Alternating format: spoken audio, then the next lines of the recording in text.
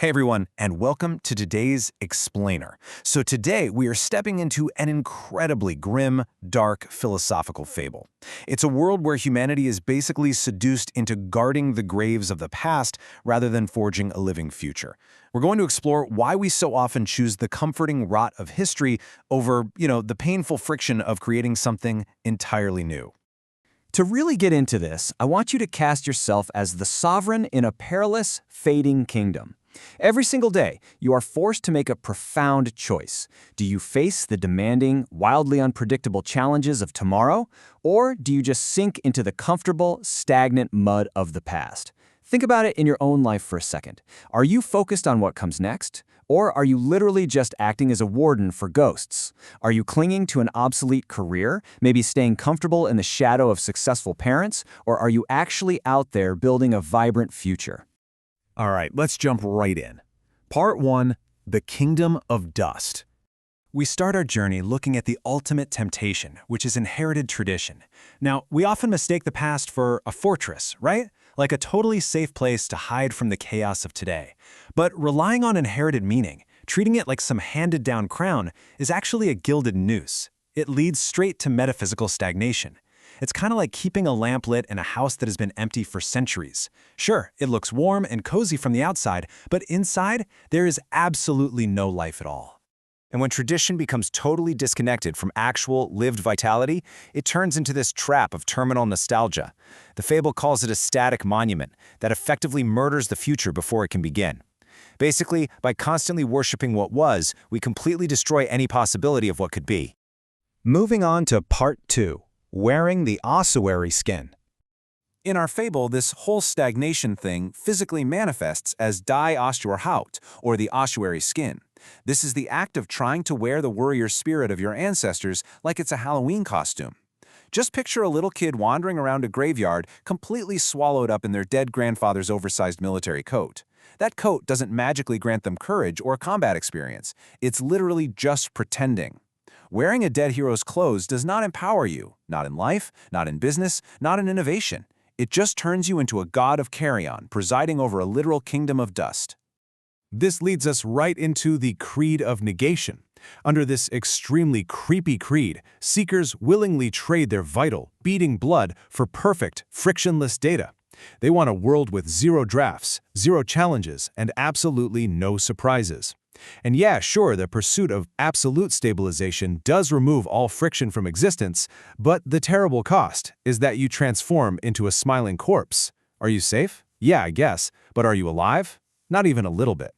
Which brings us to Part 3, Guarding Ghosts versus Innovation. We are now at a really stark crossroads. On one side, you have this total reliance on ancient ancestral traditions, static monuments, dead memories, a kingdom of dust. On the flip side, you have modern innovation. This is dynamic activity. It's active vitality, and it's the messy but incredibly beautiful innovation of the living. But here's the catch. To keep you guarding those ghosts, a figure known as the soothsayer uses pity, channeling something called the spirit of gravity. He drips this heavy nihilism right into your ear, totally mocking your ambition before you even take a single step, basically turning any peak you might achieve into nothing more than a gilded cage. Okay, Part 4, Fichte and the Absolute I. So how do we fight this incredibly heavy spirit of gravity? Well, we turn to the philosopher J.G. Fichte and his core concept of the absolute I. When you constantly measure yourself against these towering, ossified statues of dead history, you trigger what's called a mechanism of embarrassment. Think of it like a form of cosmic imposter syndrome. You feel tiny, you get completely paralyzed, and this plunges you into a hollow freeze. You stop being a dynamic creator, and you just dissolve into a finished, static equation. I mean, this terminal nostalgia is honestly way more lethal than any external enemy you could ever face. But there is an antidote. The antidote to this hollow freeze is what Fichte called Streben, which translates to striving. This is the pure, dynamic activity of the will. It is the absolute core drive to create, and it forms the very essence of who you are. Instead of just falling into that hollow freeze and trading your active will for the repeatable, super-safe pleasure of the past, you absolutely have to embrace this striving energy to forge your own path. And finally, Part 5, 3 Ways to Create. So, as the sovereign of your own life, how exactly do you escape this heavy nihilism that turns every single achievement into a dead end? Well, the fable outlines 3 very distinct ways to break out. Number 1, you have to reject the burial rite of dead dogmas. You must stop worshiping vanishing certainties that are already long gone. Number 2, possess the actual sovereignty to shatter traditional peaks. You can't just climb the mountains built by your ancestors. You literally have to break them down to build your own. And number 3, embrace the void to reconstruct reality. Now this void is what we call the abyss, or what Fichte called the radical, terrifying not I. You have to embrace the unknown. The not I is basically the friction of learning a difficult new skill, launching a terrifying new venture, or deeply challenging a long-held personal belief. Without the friction of dealing with things you don't actually understand yet, your mind goes straight to the grave. Real innovation? It absolutely requires that friction. Look, if you refuse to strive, you suffer a dark apotheosis, a dark ascension into absolute silence and death.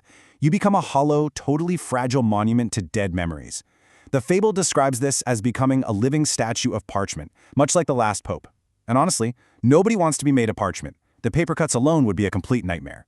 It's an existence that is just completely devoid of life. So, I'm going to leave you with this final, provocative thought for today's explainer.